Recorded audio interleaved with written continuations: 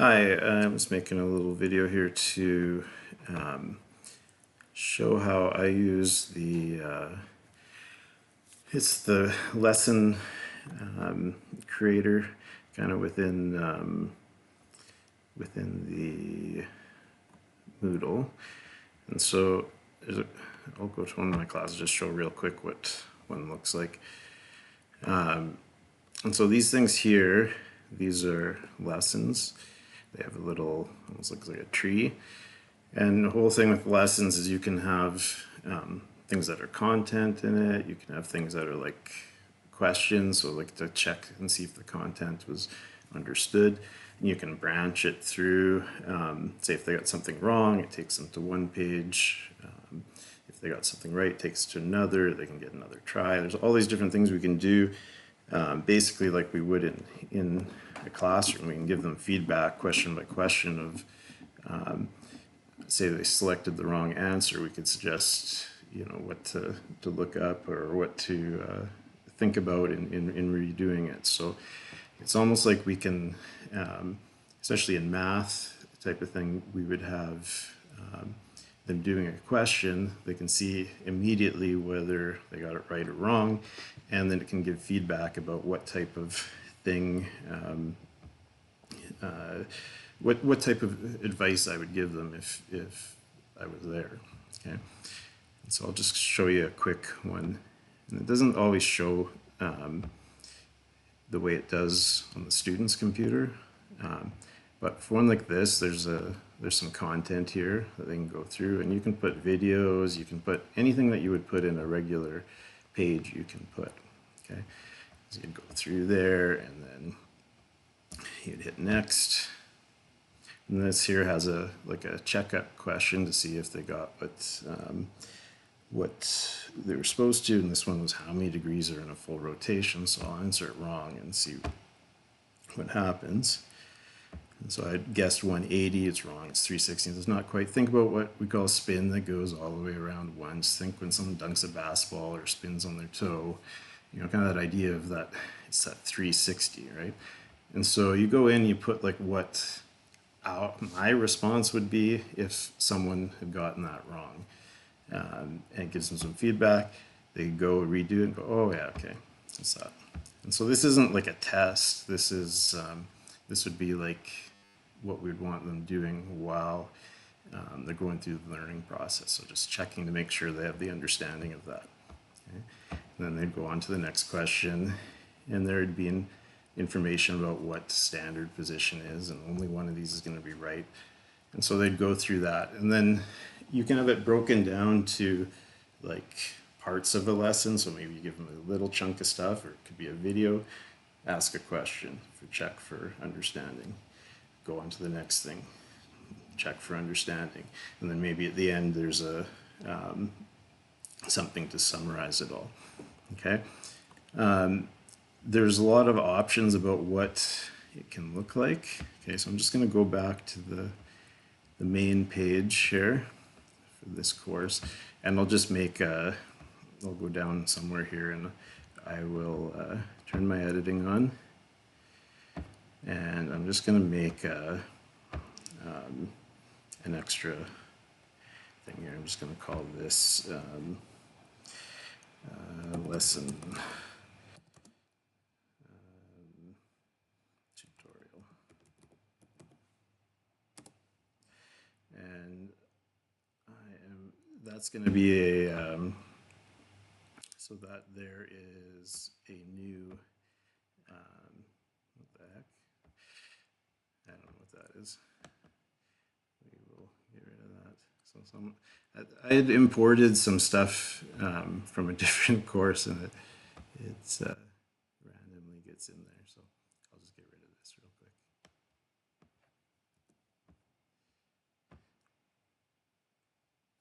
Okay, so in here, I'm going to go add an activity,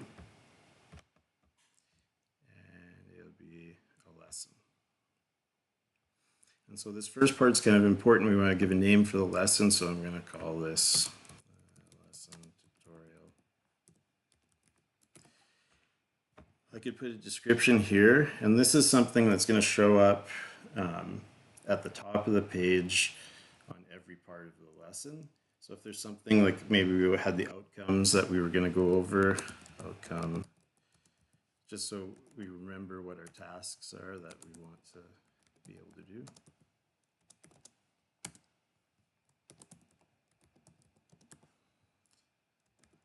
And we'd have those there, and that should show up at the top. I could have a picture, I could have anything there. I can click here if I want it to display on the course page. So if I want this stuff to be on just the main page, I can do that. I don't need to. It would just have something to click on. Some of these ones, it's kind of up to you. You can have a progress bar, which, depending how much of it they've completed, will show a progress bar on it. You can display an ongoing score. You can display the menu so that they would be able to go back and forth between different things. I prefer to leave that off, and kind of it guides them through. Just leave that all how it is. This is about what kind of feedback it gives. If we don't put custom feedback in for the different answers, it'll just be like it's right or it's wrong based on whatever it is. And so I usually put that on yes. The link to the next activity, that would be once you're done the whole lesson where it's going to go. At this point, I just leave it.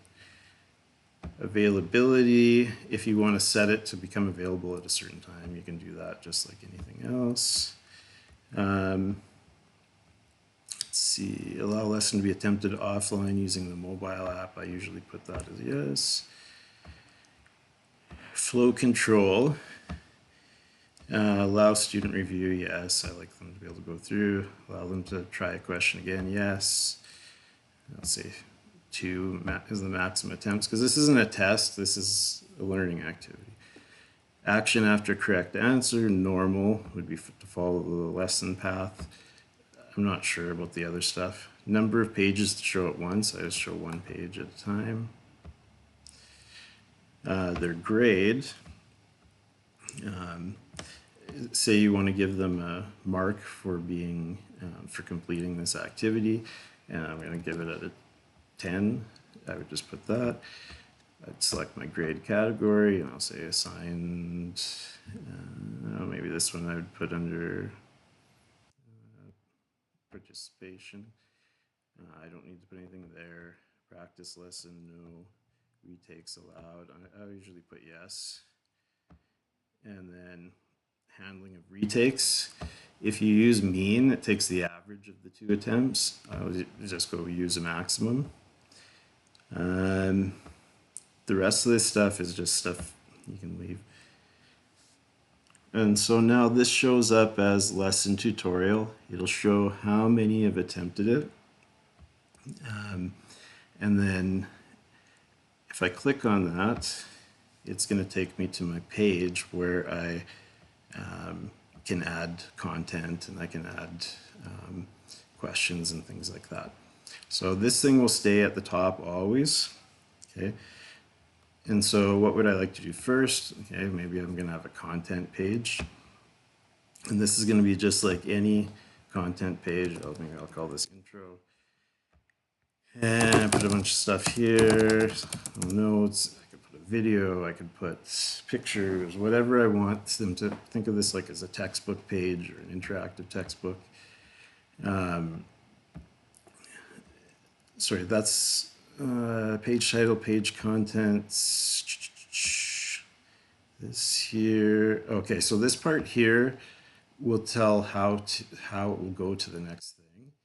And so it's a little bit confusing, but when they're done this, there's going to be at the bottom of the page, there's going to be buttons, and one would be like a next button, and that'll take to the next page. For some reason, there's always this one, this first one always says this page. So, and I don't know why this isn't filled in, but I'm just going to put, when you click on the button that says this page, it's going to stay on this page. You can put as many of those little links as you want. this one, the next button, I'm just going to call next. I don't know why that's not always like that, but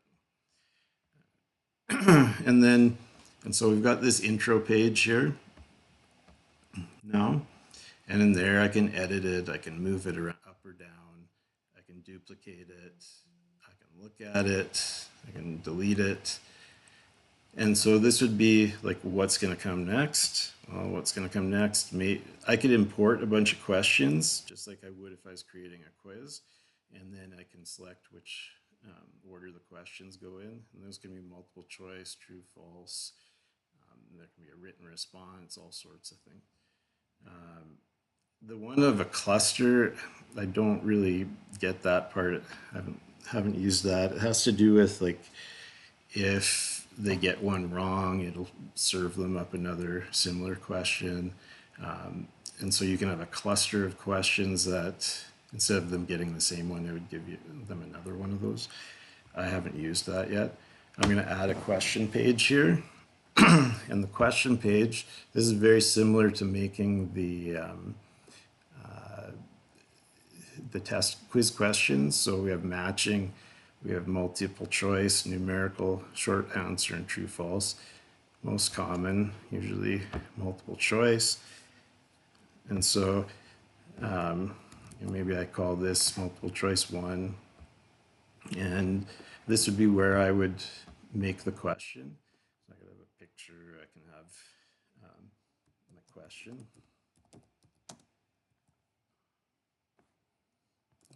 Put that here, I can put like, what is the subject of this tutorial? And then what we do is the first answer on here is always going to be the correct answer because it'll jumble them up. So we always put the right answer as the first one. The score is going to be 1 out of 1. It'll go to the next page. And so I'm going to put lesson, creating a lesson.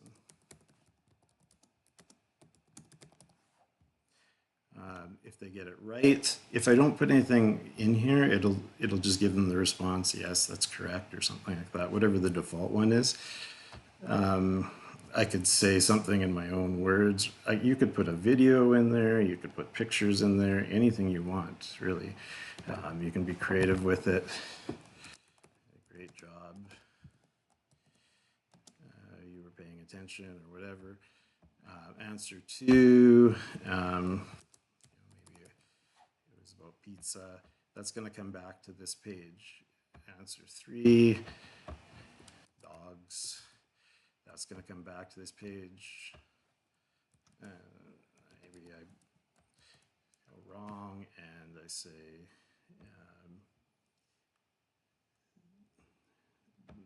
insult them or something.